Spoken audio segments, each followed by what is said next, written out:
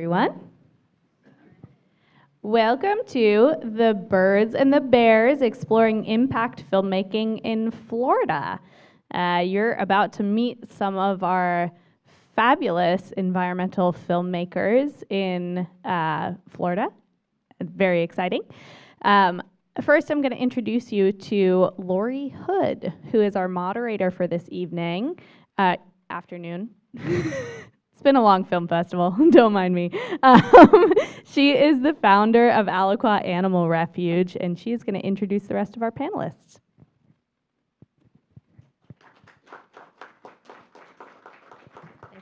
And then you can hand that. Yeah. Good morning. It's morning, actually. It is morning.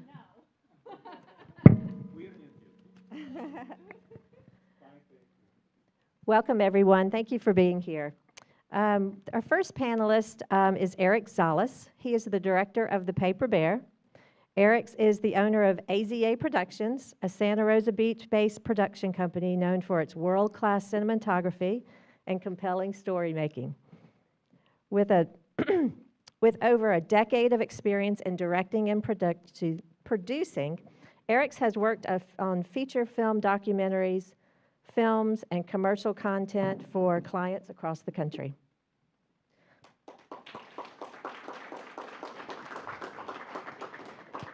Next, we have Sean Couch with The Paper Bear. Sean is a marketeer turned social entrepreneur and philanthropist. With a background in tech startups and digital media, Sean brings a unique blend of creativity and strategy to the world of impact filmmaking. Welcome, Sean. Next, we have KT Bryden with The Little Brown Bird. KT is an Emmy award-winning cinematographer, conservationist, and storyteller. She's the executive producer and film director at Wildpath, where the partners and scientists of conservationists bring powerful, purpose-driven stories to life. Her work is featured on Disney+, PBS, and National Geographic, and bridges the gap between science and storytelling in a way that truly moves people.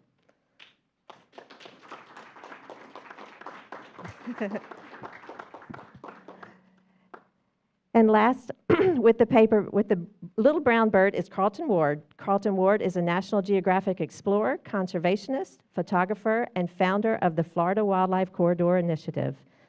An 8th-generation Floridian, he uses his lens to reveal hidden wilds of Florida and advocate for their protection. Welcome, Carlton. And last but not least, we have Stanny Miles. He is with The Paper Bear and the animator behind the amazing work. Stanny's work is what brings reality to life. The movement, the environment, and the way the bear feels so real and connected to the land. The level of detail in the animation is incredible, and you can tell how much he cares and how much went into representing Florida's wild places authentically and beautifully.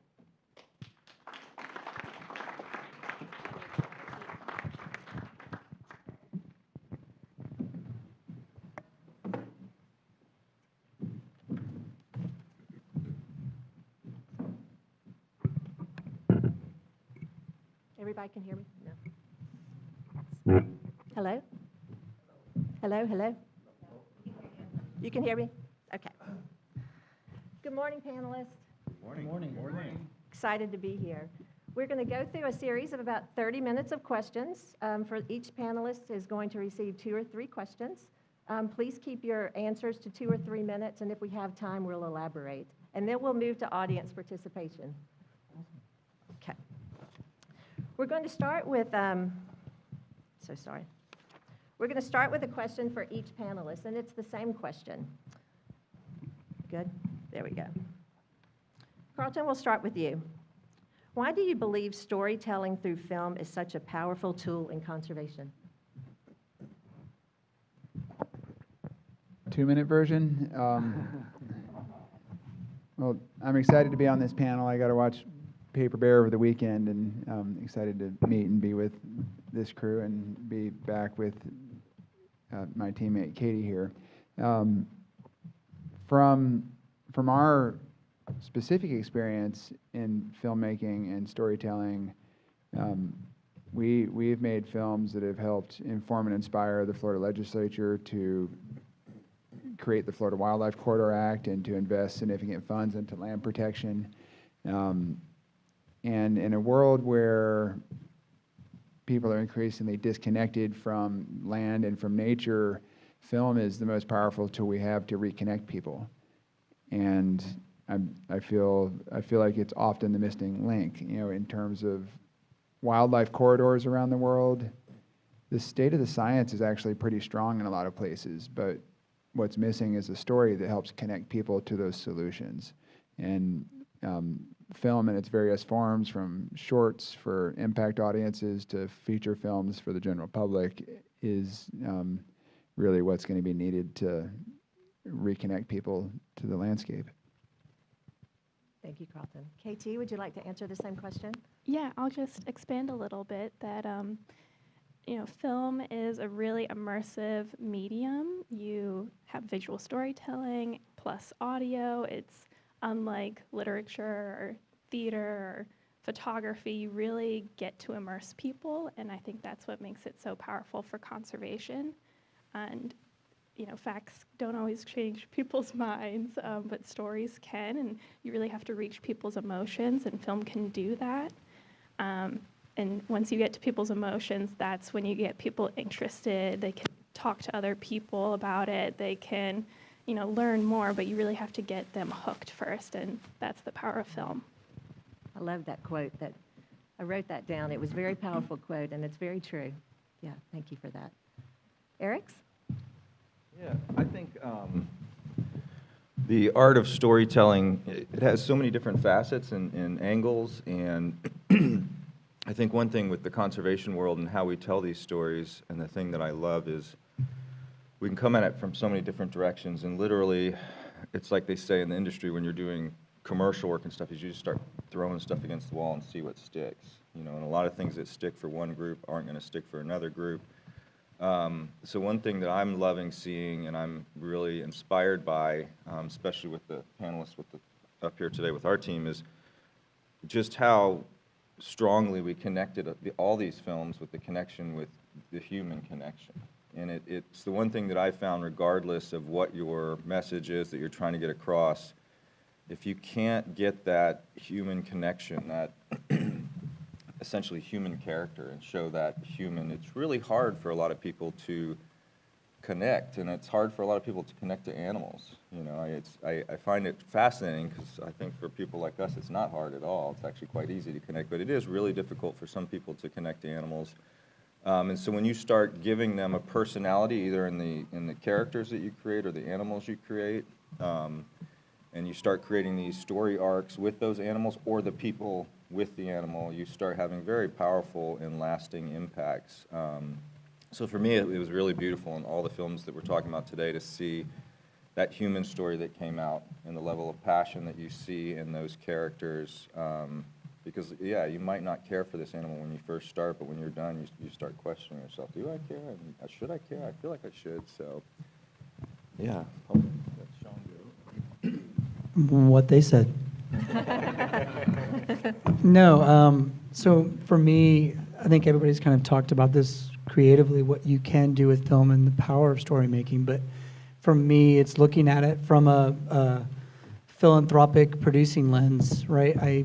From my experience and working with our foundation, I think a lot of this work is connected to a nonprofit or some kind of cause, and when there's so many amazing stories out there that need to be told, especially in the world of conservation, and it's exciting for, I think, all of the work we've done and really kind of tapping into that network of people who can help get more resources and money into these kinds of storytelling to tell these stories, because there are so many different ways we can tell these stories, whether that be through a traditional documentary or a featured film or a short, and I really hope that we see more of that, and that's really what we wanted to do with the Paper Bear, is think outside the box and kind of hit all those notes, because it's true, when you get into a theater as beautiful as this one, and you can immerse in an audience with compelling story and music and sound and characters that you can create, or just telling stories of people who are out in the field doing all of these amazing things, I don't know how you can not get people excited and passionate about all of these things. So it's exciting, and you know, yeah, it's, again, a pleasure to be here, and that's my 2 cents. And I think that leads us right into Stanny, because what Sean was describing and trying to reach such a broad audience, he brings to life through his animation, so it's pretty powerful. Okay, so I'm here like the animation guy in the conservation panel. But I can relate with a lot of you already said. And I'll echo the characters part of it, because as an animation a professional, this is what I'm mostly fascinated with and very much interested in. And I always thought, raising those 2 young guys over there in the audience, how they connect with fictional characters. And I kind of dreamed for a long time, what if Batman can just like look through the screen and say, Theo, you know what? We should save the American black bear, or whatever we want to save. That would be a very powerful message, because Batman can actually influence their minds in the way that we, the parents, can't really. So to me, the power of characters to tell these stories, to bridge the gap and create all these emotional bonds and bring important topics from the real world into their imaginary kids' world, is where the real impact can happen. And hopefully, we can see that grow from here. Thank you so much, and I totally believe that's going to happen with this film, and we can't wait for you to see it if you haven't seen it already. It's fabulous. Originally, when you set out on your path to do these films, were you intentionally trying to be an impact filmmaker, or did it just happen along the way? Carlton, we'll just go down the line again. Yes, for my work as a conservation photographer, I mean, I entered film from a photojournalism perspective. I was working to tell stories as a photographer, and then film is a more powerful and, as Katie said, a more immersive way to bring those stories to people. But it's been a conservation first approach for me since I really decided to make this my career 20-something years ago, and that's part of kind of our DNA at WildPath. You know, when we evaluate or select a project, it's based on what impact we can achieve. You know, if telling a story that hasn't been told is attractive and exciting for anybody who's in storytelling, but really the measure of whether or not we should be engaging on it and raising the funds to tell that story is what can that story do to either inform or influence policy for land protection or lead to a measurable outcome. Because, you know, we don't have time to not be focused like that, in my opinion. Right. And KT, when you joined on with WildPath, was that what drew you to the organization? Yes, yeah, that's always been my passion and goal with filmmaking, is to make an impact, and I think that's a lot of filmmakers' goal. But you know, with WildPath, before we even pick up a camera, we're thinking through what's the impact, who's our audience, what's the message we want to communicate, what's the goal. You know, is it changing minds? Is it changing perspectives? Is it changing communities or structure, thinking through all of those different variables before you even start filming, so we can be really targeted and intentional with our story.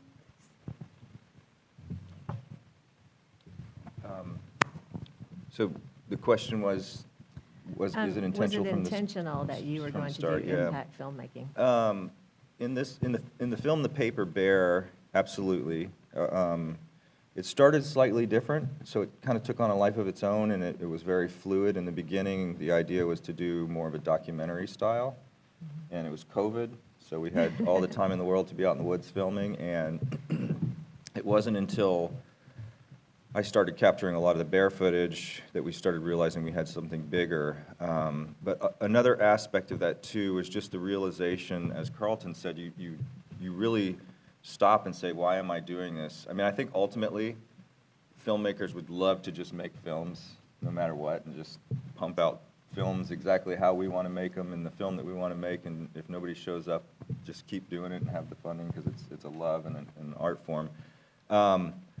But when you have to think of the bigger picture and what are you doing and are you going to be able to bring in money, that sort of thing, you really do start looking at things in a much more fine lens. So where we live, our population in our county has little over between 70 and 80,000 people, and then we have over 7 million visitors come just for the tourist season. So we really sat down and said, how do we get these people to hear this story and this message? And that's when we realized we had to move it away from more documentary style, just because everybody that's coming down is coming down to be entertained, and they're on vacation, and they are willing to go to the theater for one night. So it had to be something that we could create and present that was like exciting enough and could be presented in a way where it's like, this was filmed where you come to go to, you got to get this whole, get the PR in to get them in the room, and then sneak the education in and hopefully sneak the love for the animals and the conservation in. I do think, again, it's kind of like we all just throw stuff against the wall and see what's going to stick, and we learn off of each other and move from there. What they said. No, no, for me, I'm gonna say no. For me, I got involved with the Paper Bear in this because I genuinely, first and foremost, I love helping tell stories, and everything about this specific project, being a first featured film, I think happened very serendipitously. I moved to the area in Florida about 6 years now, and through the foundation was introduced to different organizations, which just kind of led me down this path and sparked more passion in me to get more involved. And serendipitously meeting Arix during the pandemic and him telling me about the biodiversity in the Panhandle immediately inspired me. And to be more candid with the process, I think it was kind of like Arix has this idea, great, let's go. And we buy cameras and Arix just gets out going and shooting, and it's like, hey, there's bald eagles on the beach today because there's no one here, or there's this here. And I mean, it started off very organically and kind of, run and gun, I guess you could say. And then, yeah, it just evolved. Everything about this project has evolved, and it's sparked more now, I could say now, that this is all I would love to be doing in making content films is impact driven and helping all of these causes, because for me, every quarter, every year, I get thousands of applications from conservation, from preservation to education, wellness, you name it, whatever our areas of focus are, and we have these amazing stories that I would love to help tell, and I feel like that's become my new goal in life when it comes to philanthropy and filmmaking and impact producing. So I hope this is the one of many now for me, and getting to work with any one of you guys on this table would be a dream again. So yeah. So Sean, that's the problem of being the end of the line of really smart people talking, right? What they said. To me, honestly, the impact has always been like the byproduct of passion work. And if you do something really well, if you manage to immerse people, there will be impact no matter if you plan for it or not. So like the big question is, have you planned for it or not? And again, from my own animation world to yours, I always wanted to push that beyond entertainment, because we all know that animation is very good in entertainment. It captures our kids' imaginations, but can it do more? And like for many, many years, I think that people did not dare to go there in a way. And keep, like animation, we're gonna do it. It's gonna be entertainment. That's our thing. Let the documentary guys handle the conservation part or whatever. And when Sean Arix approached us with the project, because we were the last to jump on the boat, I immediately recognized that this was something that I really wanted to do for many, many years. We're gonna do something that's fun and entertainment and cute and awesome, but it might have actually serve a bigger, higher purpose, and that felt good. Yeah. Thank you so much. We're going to jump around a little bit now. Arix, what was the one thing that you would like for the viewers to get out of your film? One thing. Top one. Wow. I would. The one thing I would say. Oh.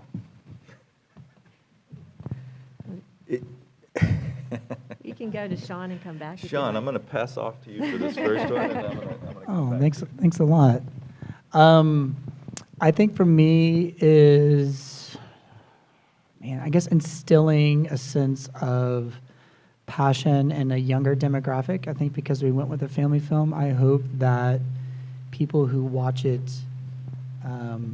really walk away with a sense of curiosity and passion for the things that we talk about in our film. I mean, ultimately, if that's what people get out of watching our film, I think we've done our job, and we spent a lot of time crafting a story where we kind of wanted to hit several different marks, but ultimately something that was, if a person can walk into the theater and say, I want to learn more about this, and I want to get more involved and learn more, then amazing. Nice. Katie, what would you like the viewers to get out of your film? Yeah, so I hope people realize that there's so much hope for saving the Florida grasshopper sparrow because of the collaboration that exists between the military, ranchers, scientists, conservationists, and that's really the future of conservation is collaboration. Not one person can do it, and that was really the goal with the film. I love that answer. Carlton, do you have the same goal, or was yours varied? That's a theme for sure. The genesis of this project, from my perspective, was to create another entry point into the story of the Florida Wildlife Corridor. That's kind of the recurring theme through my career so far, is trying to elevate and protect a connected landscape through Florida. The Florida Wildlife Corridor itself, at least the story that I brought to it, is a story. There's existing science called the Florida Ecological Greenways Network, and no one was talking about it. But by naming that the Florida Wildlife Corridor in 2010, and then using that as a storytelling framework in addition to a geographic framework, we've been able to build a movement and political movement and support, but that any movement, any geography needs continued engagement. And for every 1,000 people we educate in Florida, 1,000 more move here the next day.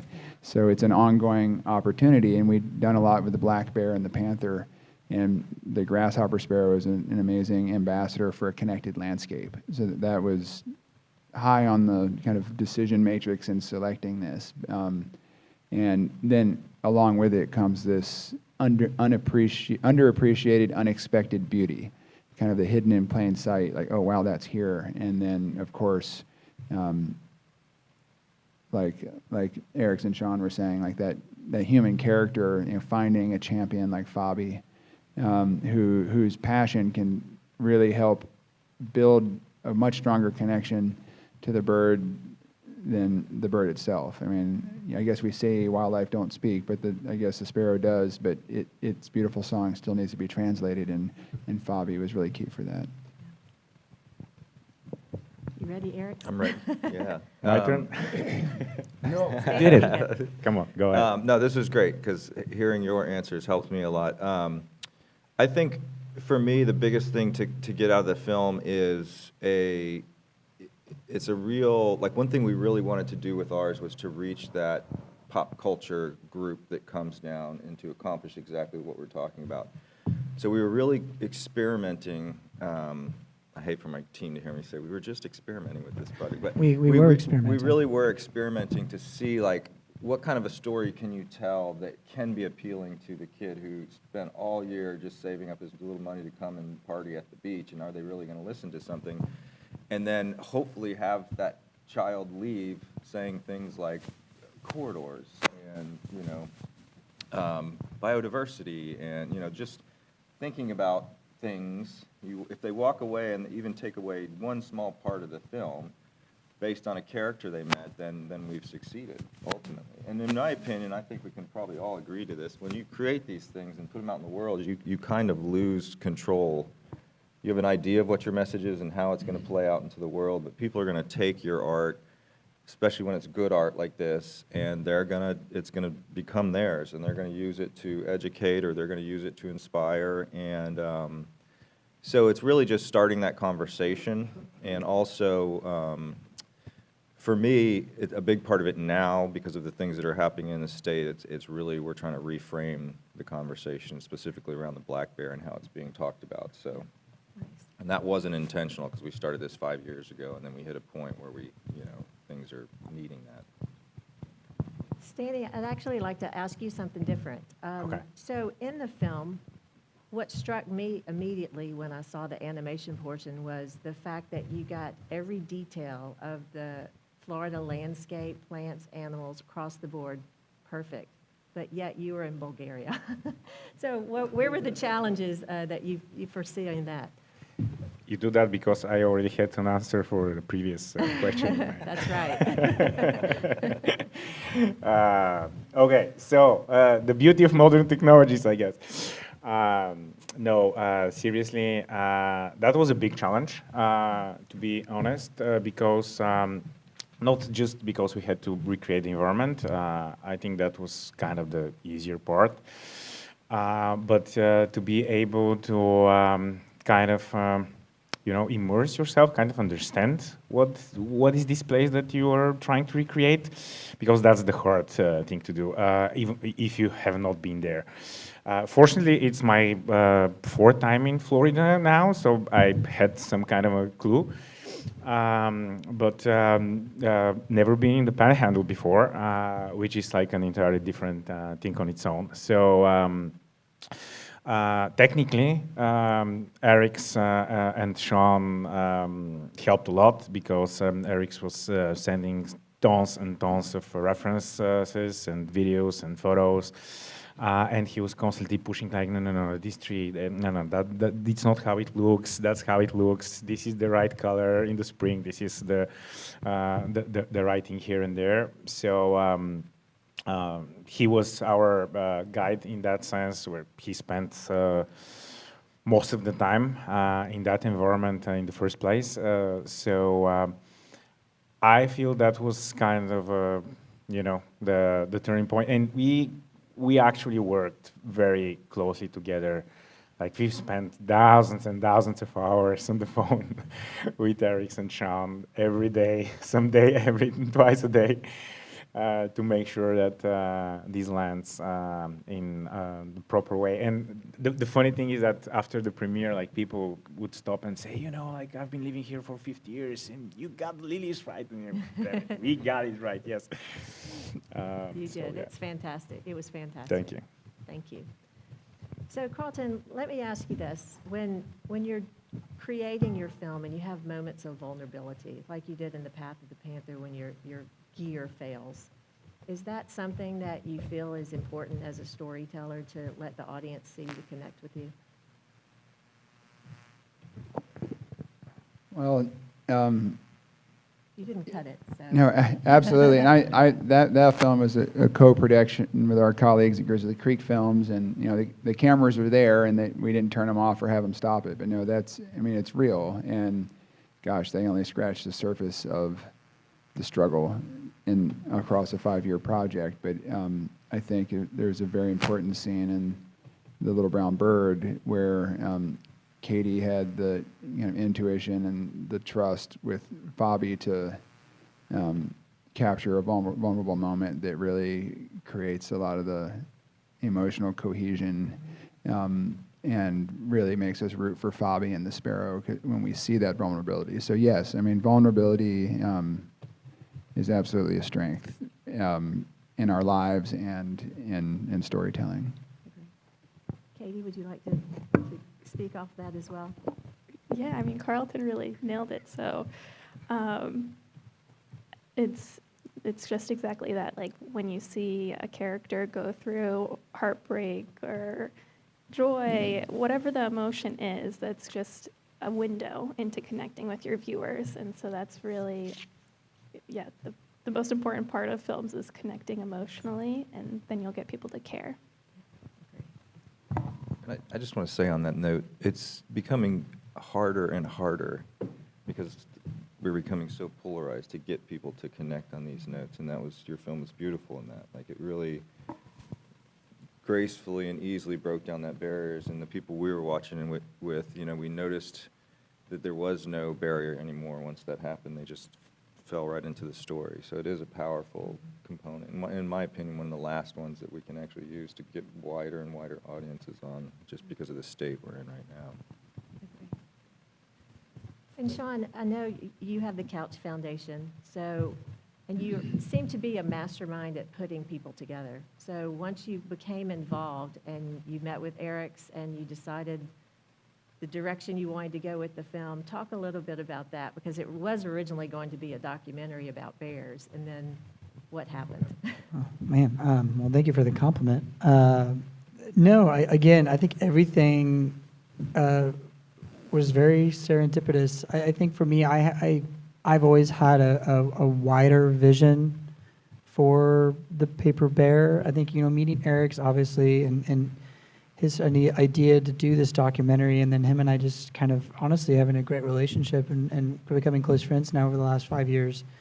It's been very easy for him and I to work together and bounce ideas off each other and be very creative, collaborative process. But from taking up a step higher, I mean, the way we structured the Paper Bear, it is a nonprofit. And I think that's kind of an angle or something there that I think is unique that maybe other filmmakers can look into getting into more, is how can we create or develop IP that could be for the benefit of other organizations to take with and run with. And that was kind of one of the reasons why we went with animation, is we can create characters that people can connect with. But what if you partner with the Nature Conservancy? What if you partner with the Wildlife Corridor System and you take these characters and you can gift them to them? Because we're a nonprofit. Our goal is just to create content that inspire people, but then hand that off to people who are in the field, who are doing the work, and carry on those conversations, because our knowledge only can go so far. And I think that was always the dream, right? And I think that it's amazing now, and we're getting there. Like, we've had the support, working with the state parks, the Nature Conservancy, Alaqua, all of these organizations. All of us have these goals, and that's really like the heart and soul of the Paper Bear, is to create stories that people, or characters that they love, and then share that with all of these organizations across the state of Florida that are all trying to battle and do these things. Because for me, from the foundation's perspective, I think a lot of nonprofits tend to work and operate in silos, and everybody's kind of chasing the same dollars, the same donations. But it's really unique to be in a position where, no, we're not doing that. We can raise our money on our own, but we're going to create content and share that with everybody. And I think that's ultimately, if we can see that happen with not just the Paper Bear, but hopefully with future projects, that would be fantastic. And it's a fabulous model to what KT said. We're so much stronger together if we collaborate together. Absolutely. And being able to have a tool like the Paper Bear and future films and the Little Brown Bird to utilize to share the message, it's Absolutely. so powerful. Absolutely. Correct. Stanny, I know that the bear character in the animated portion of the film truly unravels into a special circumstance. Did you utilize what Arix shot in the film originally, the original footage of the bears, to draw from that? Or where did you come up with that creativity? Yeah, absolutely. It was like the first time we saw it, like, oh my God, he's so cute. So cute. We should do that cute.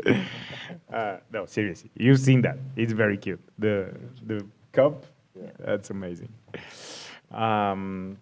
I wanted to touch base here of what Sean and Arix said. To me, it's like, I think it's when you start thinking about creating an IP, not like making a film, but like really creating an IP. That's where the magic happens, in the sense of like big companies like Universal, like Disney, they've been doing this for years, right? I mean, everybody knows these big IPs. And the thing with an IP is that every next step kind of multiplies itself, you know, cross-pollinates over all the things that you do.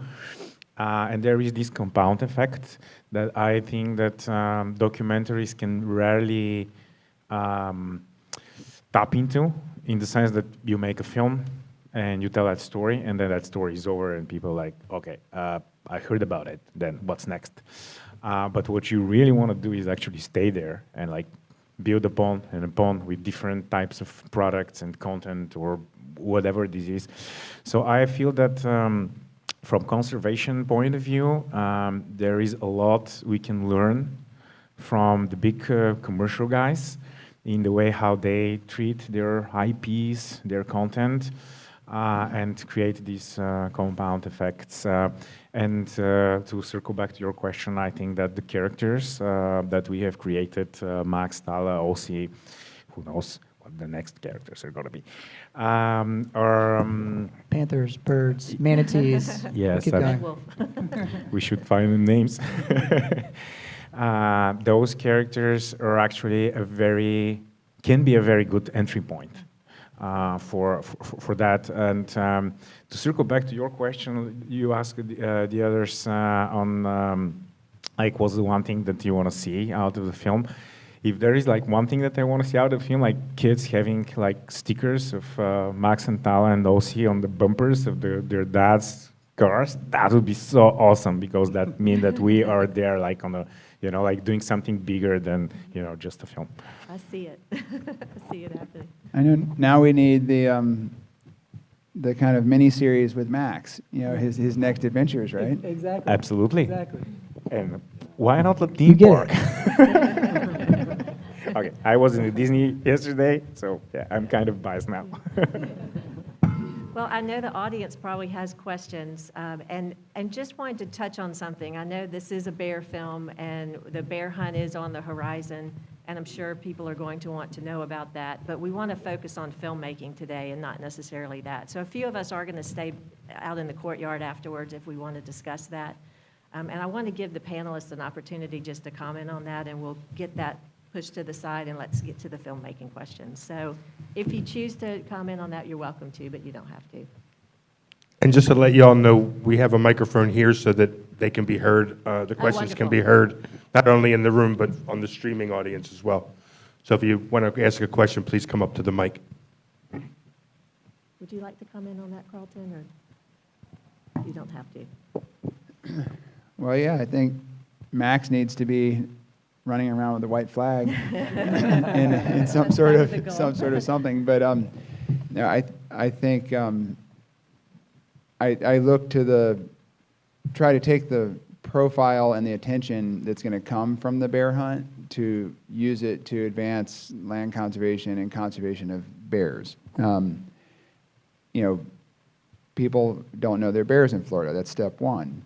Step two, I want them to know that Florida's bears are separated across 7 different, somewhat isolated subpopulations. 3 of those populations have 1,000+ bears, and biologically could probably sustain a hunt. But that's not the whole story. The rest of the populations are regionally endangered. And so what we want from a conservation perspective is a statewide bear population where they are all reconnected. And so any management decision, whether that's hunting or land conservation, needs to, I think, have that in the forefront. And I want to take advantage of any immediate attention that comes from the bear hunt to really push that idea.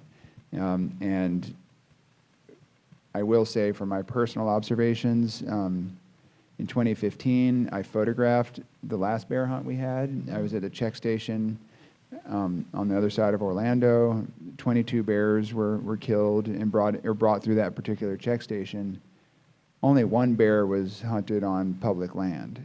The rest of these bears were hunted on the periphery on private lands. And those are the bears that are probably pushing out of Ocala National Forest, trying to find their way back down to the ancestral lands of Chassahowitzka or the Lower Swanee. Exactly what we want them to be doing is pushing out and reconnecting. And so to hunt them on the edges and push them back in seems kind of counter to the goal. So I think that's one message I want to see get through. But we try to stay, Wild Path, at least in terms of our official positions, we want to stay centered on the land conservation objective through it all. Thank you. Anyone else like to comment on that? I'll comment. So the Paper Bear is a film that started 5 years ago. So the discussion or concept of the bear hunt wasn't even in anybody's discussions. So, we've been asked a lot, was the film made to combat the bear hunt because it's coming out a month before the bear hunt? And, the answer to that is obviously no. If we can make a film that quickly, though, right. They're in trouble if we can make a film that quickly. Yeah, I just echo what Carlton said. The thing that I get out of this, I've gone to a lot of the meetings, and we're a nonprofit, so we stay out of the fray. And so I'll just speak on this with my own personal feelings and opinions. I strongly and firmly believe in the science, and when I've gone to the meetings where they're discussing this, that things are just not adding up. I've been there, and the scientists stand up and say, we don't have the most current numbers yet. We don't think a hunt is justified. And then the very next thing I hear is one of the commissioners saying, I want you to come back with plans to do a hunt. So it just, causes me as a scientifically minded person to start questioning and saying, why are we doing this? I feel that we have to be science-driven, period. We spent decades and millions of dollars to bring these animals back, and then to just make decisions on their livelihood and their future just based on political whims is just not acceptable. And for me personally, when a politician starts, there's no other way of saying it, but starts fear-mongering and saying things like crack bears and trying to get people afraid of these animals, that's just unacceptable. As Floridians, we're way better than that. If there's an issue, we need to talk and work through and make decisions for the betterment of the population, fine, but we cannot accept, that kind of behavior where we're trying to vilify one of our most important natural resources and make the Florida population afraid of them. That's just not acceptable in my mind. Thank you, Arix. Can I add on one last thing? Sure. I think it's also important, one of the reasons why we picked the black bear in the first place is because it's a cornerstone or umbrella species. So it's not just about the black bears that we're threatening, but also the ecosystems and the animals that are dependent on them for survival and for them to thrive, whether that be the little brown bird or anything. So I think that's important for people to think about as well, is what impact will that have on all of the other ecosystems in which they're dependent on and things like that. Thank you.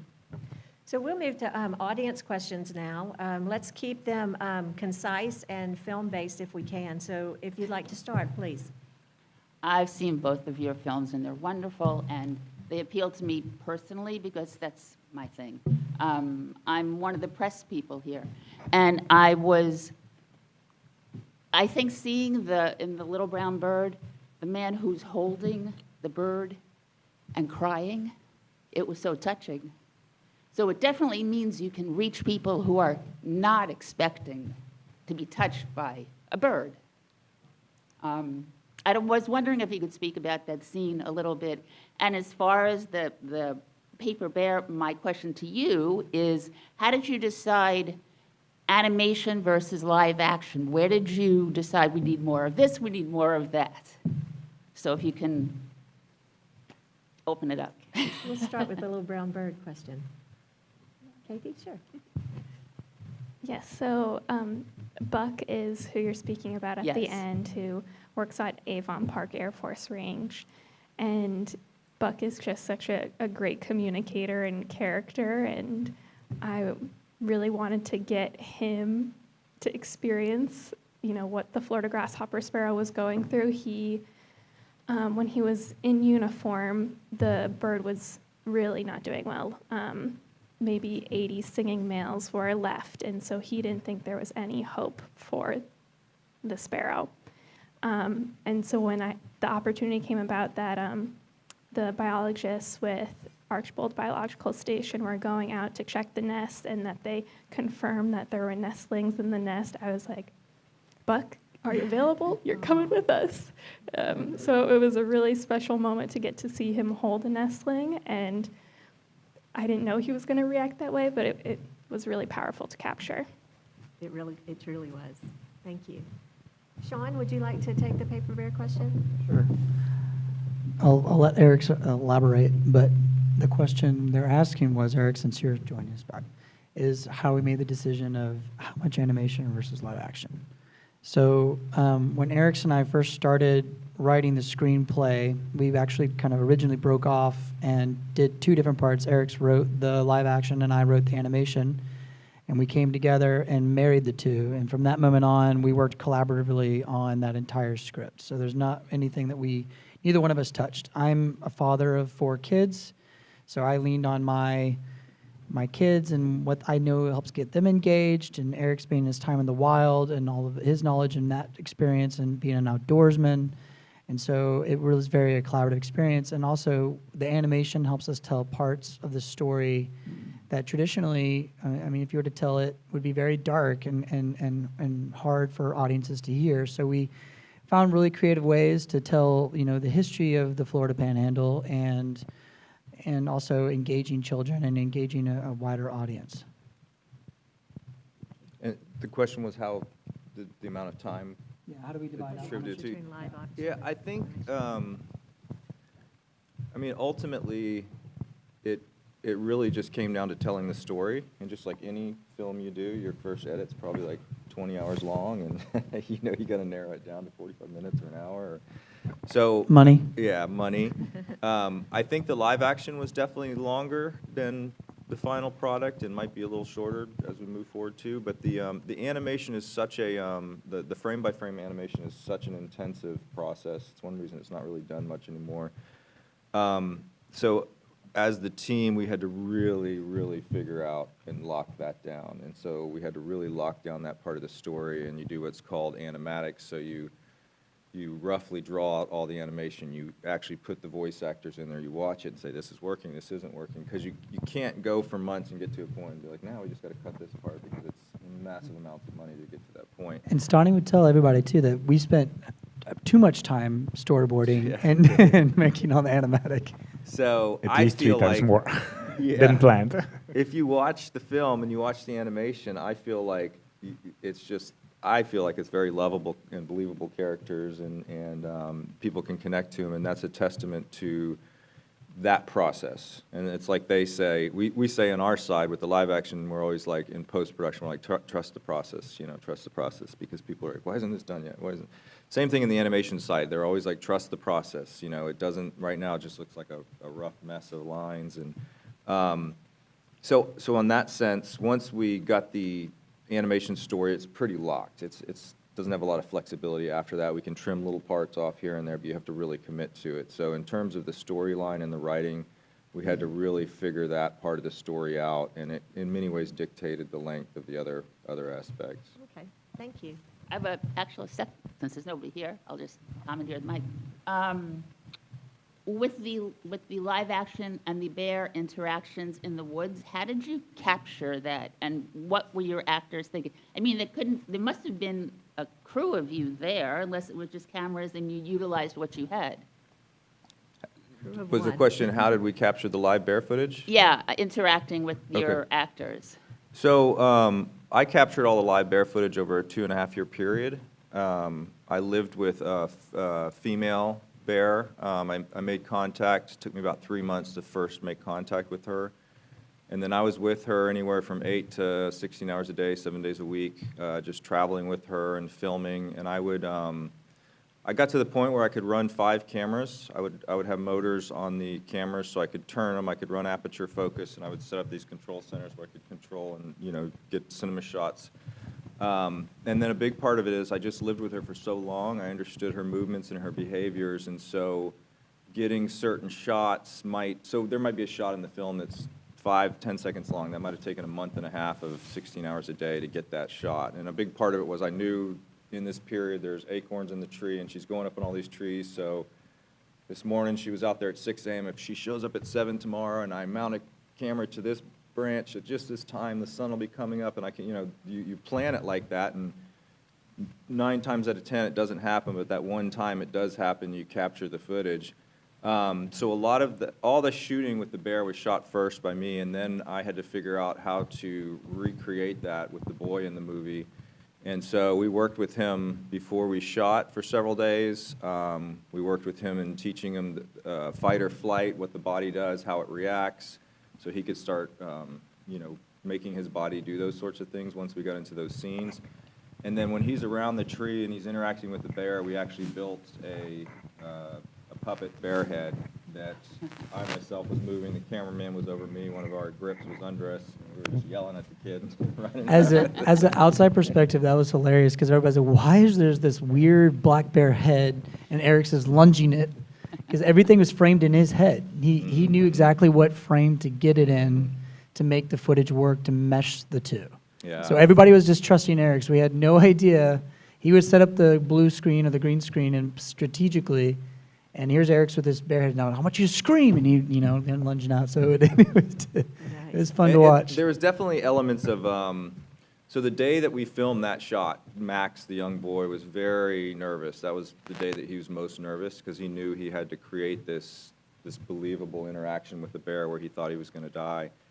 And he and I were working, and we were going back and forth and trying things, and he was just getting more and more nervous, didn't think he could do it. So I talked to my DP, Brad Richard, and I didn't tell anybody this. I told just Brad, but the night before, I just stayed up all night. I didn't go to sleep, so I was like, I need to be in kind of a similar state of mind as Max so I could talk to him and make him feel a little nuts and a little out of his body. And so when I got to set, I was a little nuts, and I was just pounding coffee and, hardly awake. And I definitely, so I went over and I talked to Brad, who's the DP, and we had this blind set up, and we were shooting all this stuff with Max behind the blind, but I really wanted to kind of throw him off kilter, so for the rest of the day, he was just going to be uncomfortable. And so right into the first scene, he's acting as if Dad's there and as if Dad is running and coming in and tearing down the blind, but we filmed all that separately. We filmed all the stuff with Max first, with him screaming and turning. And so I told Brad, the DP, I said, in the middle of this, I'm just going to rip the blind down and grab this kid's face and just, start acting that scene out that he would with Dad, but he didn't know it was coming. And so we did that, and that completely, I think the first interaction you see of Max when the blind comes down and he's, totally startled, he's truly startled because we moved in and grabbed him.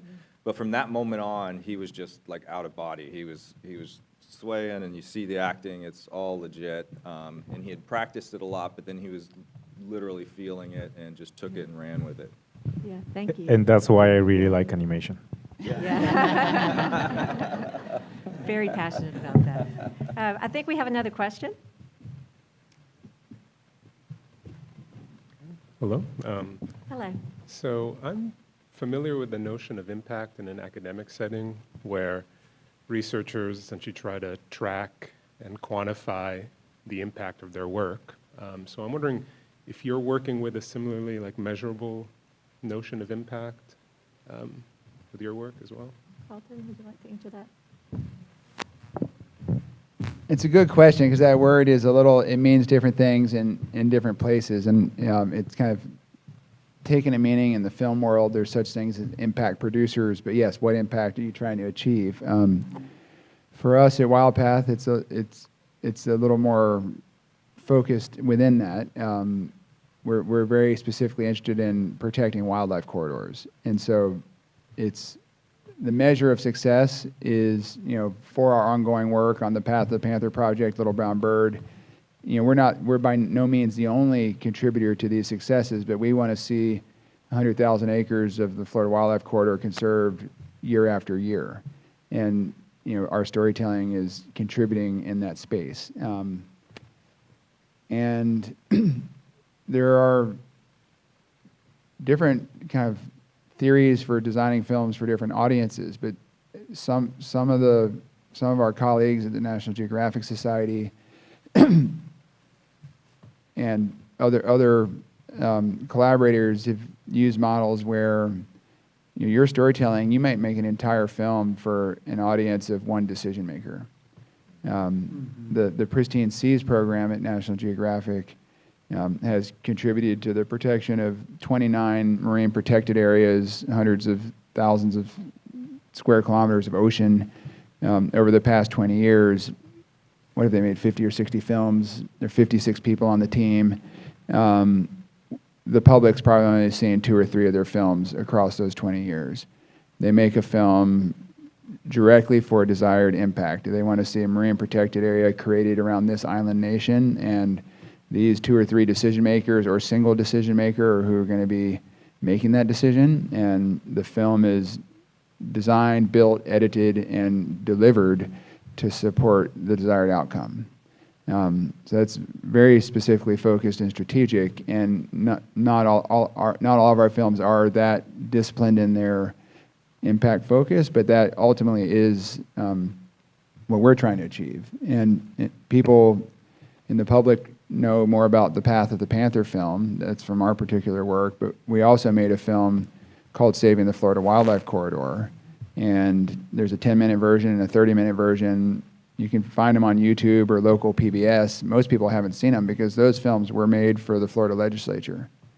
And we rented out the IMAX theater in Tallahassee, and we screened them for lawmakers when the Florida Wildlife Corridor Act was being considered. And that entire filmmaking process was for that audience and for that hopeful impact, in which case it did have a measurable difference. Is that the answer you were curious about? Would you like to ask an additional one? That's it. Okay. Yeah, I could add a little Good. bit. So as I was speaking about before with, you want to know your audience and your messages and your goals, but you, like Carlton said, you also want to know your stakeholders and who are the people that are going to be making the decisions on what you're trying to influence. So there's all these kind of steps, but then when it gets to the point of how do you measure it, that's always a challenge. One of the films Wild Path worked on a couple years ago is called Dear Tampa Bay, and we worked with a researcher out of University of Florida to conduct pre and post screening surveys to measure the audience's change in views, and that gave us real data to understand. We also did focus groups and boat tours and get people's ideas of experiential learning plus film. How does that change people's opinions? So there are some ways that you can measure that impact. A lot of the times are those stakeholders, like how many people did you get to the screening that are your stakeholders? How many people in general are viewing the film, visiting the website, engaging on social media. Those are just some of the ways we try to measure impact. I'm going to add one more thing to that. The way I see it too, my background's in marketing traditionally, and it's honestly like marketing and advertising always are like one of the first things to get cut when it comes to any kind of corporate budget, because everybody's always asked, what exactly do you do and what is the ROI on your investment? And honestly, I see filmmaking kind of that way.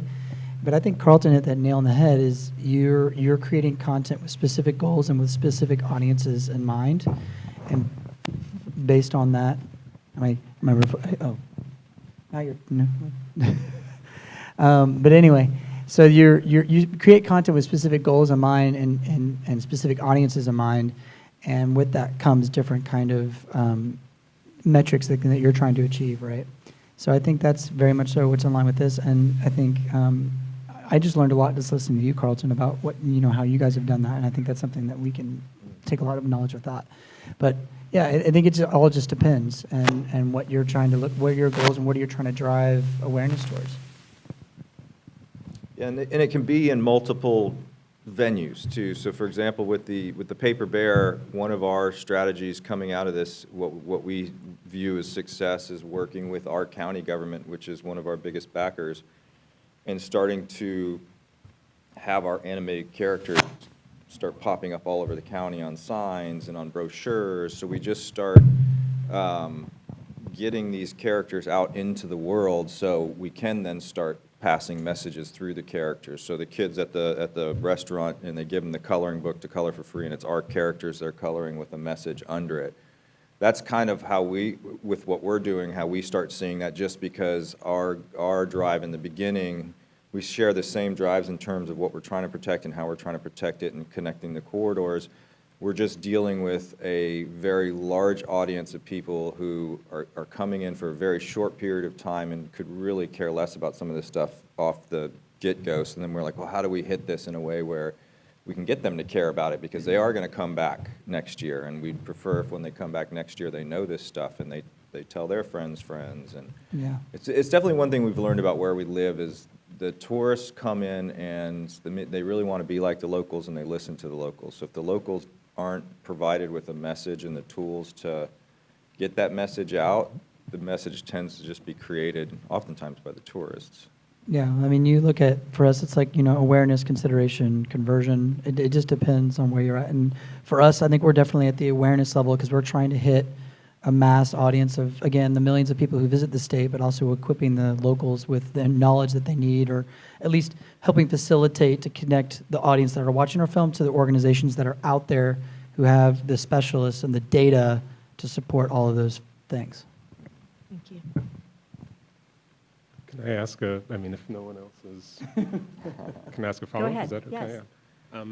So I'm curious, so if you enter into a production, do you potentially have different versions of the final product in mind, depending on who you're going to be showing it to? And if that's the case, do you sometimes feel like you have to change things that would maybe go against, what you would want, be there in order to kind of reach a particular, especially if you have to reach a particular decision maker, as you said? This question makes me think of being in the editing booth with Arix, and we're talking about what scenes to cut. And he's like, no, you cannot cut that scene because you have no idea what it took to get that. Okay. When we look at impact, it's a whole ecosystem of communications tools, and feature-length documentary is a piece of it that's going to reach the public, possibly have the most staying power and highest profile, but you can't tell all your impact stories within the framework of a 90-minute or even 2-hour documentary. Katie's directing a film now on the Gulf of Mexico. I think I can still call it that, I'm not sure. On the Gulf, featuring marine biologist Sylvia Earle.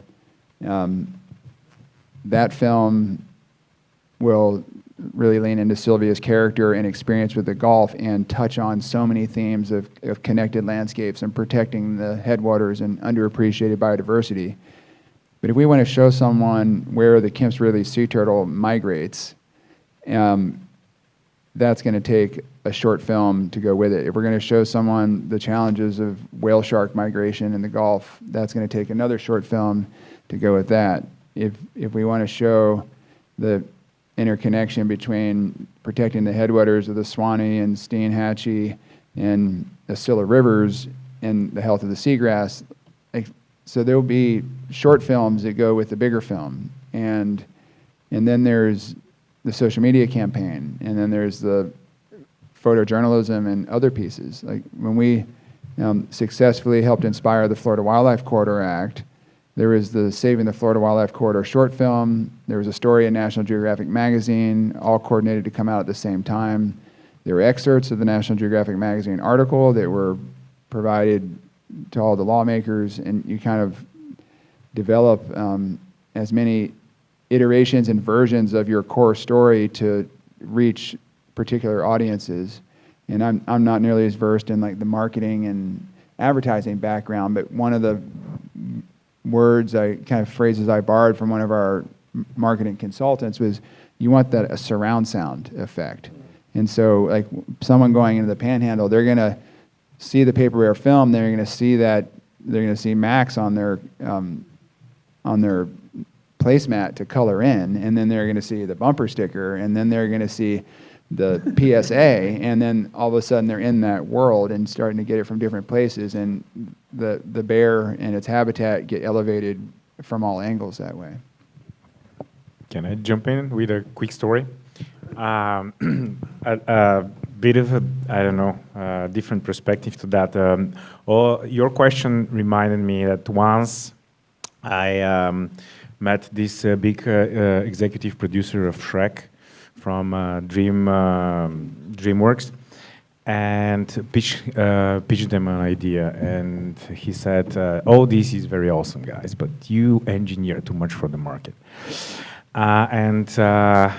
What he meant, much later in life, I kind of figure out what he meant, is that sometimes as a creator, you just gotta trust your gut and put the thing that you want out there and see what happens, in the sense where you cannot engineer too much for the market. Because if you do that, you start swapping the passion with mathematics, and that never worked in the world if you think about it. So having different versions, not really my thing. We just gotta put the thing that we really want out there, and because we loved it so much, we hope that people are gonna feel that love and gonna share it. Thank you. I think we have time for one more question. Maybe two more questions. Two more questions. Hi there. Thank you for this panel. It's been really interesting and engaging, and it seems to be a great discussion between you all. I have my question is really about collaboration, and you've kind of touched on it a little bit, and I know that as individuals and as organizations, we operate kind of in a little bit, kind of as silos, but we've also leaned into this concept of collaboration, and I'd love to hear from some of your panel about, even if it was a little bit of a dreamy perspective, but what does collaboration between individual organizations, various government entities, different nonprofits, like what does a collaboration look like that might be more supportive as far as sharing a message? What does that look like to anybody who'd like to share? Thank you. Yeah, I'd love to answer that question by going to country music and hip hop. I don't know how many of you have been paying attention with the crossover that happens in the country music and hip hop scene, but it kind of blew me away when I first started seeing it, and now where we live, we have all these jacked up country trucks with low rider riding, and it's just everything's mixing. And my point in that was their producers and their marketing people and their managers said, here's two of the biggest markets, even though they don't seem like they fit, let's bring them together and cross. And what I learned from that is just the power of exactly what you said, of just, I guess cross-branding is a good way of putting it, but I see immense power in it. I see, and I think something that Sean and Stani and I have talked about is exactly like that. It's like, things like if we're talking to you guys and you're doing a film and, hey, can you lend one of your characters? Absolutely. Like if our character popped into something and it helped out, and vice versa. If like, you had somebody and we wanted to pop in, and I see stuff like that. It's really, I think it's what Carlton said. It's like, what is the target? What is the end that you're going for? And does that collaboration help and work? But just like he also said, the surround sound to me is what matters. And the reason it works in the hip hop country world is because all of a sudden, I love this country singer, but now I'm seeing this guy pop up everywhere, and so now I might start listening to his music too, or caring about him, if I will. Next.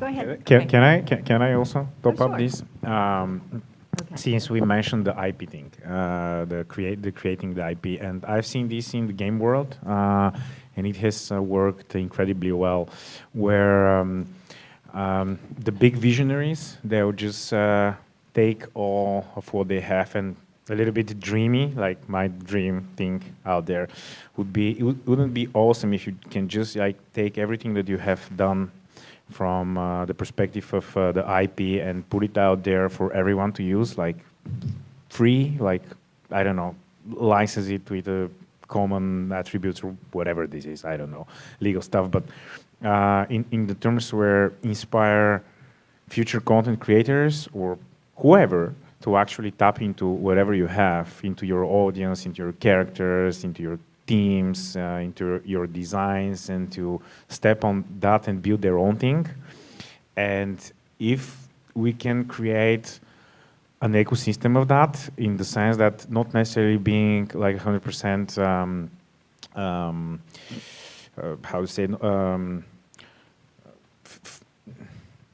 non-profit, because non-profit is something that you have to constantly fuel from somewhere. And if it's something that kind of starts fuels itself, then like my dream for the future would be that if can people start building like these businesses or contents or stuff that they can put out there based on what you have, and every little bit of that makes an impact. That would be awesome, and it will replicate itself like exponentially. And yeah, I just wanted to be a bit dreamy here. Carlton, would you like to address that as well?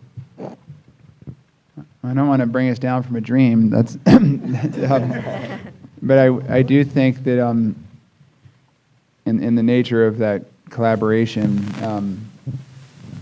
that's what's so attractive about storytelling, because a well-told story, like a good song, you know, urban and rural and conservative and liberal, they all listen to that song. You know, they all know that animated character.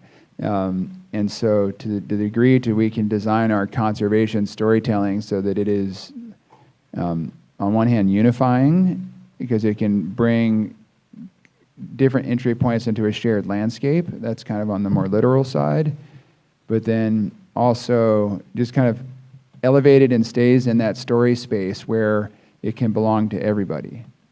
You know, that's the goal of the Florida Wildlife Corridor, you know, and we're getting there, where different conservation organizations, different storytellers, like, it belongs to them. And when we can stay in that space, then you are ultimately strengthening and empowering at every level, because a small NGO in a rural county can tell their story better because they're connected to this bigger story. And a big organization can tell their story better because they're connected to the story. And a landowner can say, you know, I'm part of this story, and it all kind of can reinforce. And so storytelling has that power to really be, I don't want to be so idealistic about it, but like universally useful when done from a collaborative perspective and done the right way. Thank you. Okay, last question. I'm sorry, but we only have a couple of minutes left, so we'll try to get to that. Perfect. I will not wax on. I had the opportunity to see the world premiere of The Paper Bear, and it was delightful, and I cannot wait to see the little brown bird. I watched the trailer, and I'm very excited. And I wanted to, hopefully this is a good last question, and we're talking about collaboration, and most importantly, with these impact films, breaking down those walls of polarization. So the Paper Bear, Sunday, it's on the 19th.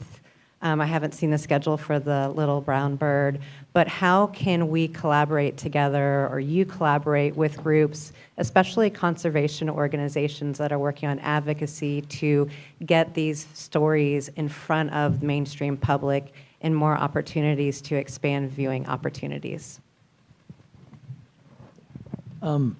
Great question. We actually started that process from the beginning. I think as we were raising money, as we were starting to talk about the project, we started building those relationships with organizations like the Nature Conservancy and Alaqua and the state parks and the State Parks Foundation. And that is something we've kind of already started priming and gearing up for. And I think that again, that's why we've had the approach of structuring it the way we did, is creating IP that we can then share with all of these organizations. And this is just step one. This is world premiere of The Paper Bear. It's been amazing, and we are so excited to be here with everybody. And I think, you know, our goal right now is to get through some festivals and get through, do the dance, they say, you know, and distribution and all that. But that's the next step, is continuing on building on those relationships and Wildlife Corridor and finding all those partnerships. And I think for me, that's the unique position I am in with the foundation, is we've already been helping, you know, start giving grants to, you know, the Nature Conservancy to talk about biodiversity, to start having these conversations about these things. And, you know, all of these other things that we can't yet talk about have already been primed and ready to go and building and building. So you're going to hear more about what's to come from us and what that's going to look like. But this was, you know, the first step, and hopefully it's all received well. And if film doesn't do well, I don't know what happens after that one. That's not an option. KT, would you like to answer Yeah. the final question? So one way to share and collaborate with us is I've placed postcards around the auditorium. So write to your friends, your representatives, share the message of the Florida grasshopper sparrow. The film will be available digitally this summer, but in the meantime, we have screenings planned and hopefully some community screenings across Florida. So yeah, stay tuned and follow our work on WildPath. Thank you. Well, thank you all for being here. It's been such a pleasure. I know it's personally so important to me, and it's been an absolute honor to be with such talented filmmakers that inspire change. So thank you. And I know a few of us are going to hang around outside if you'd like to visit, so we just appreciate you being here. Thank you very much.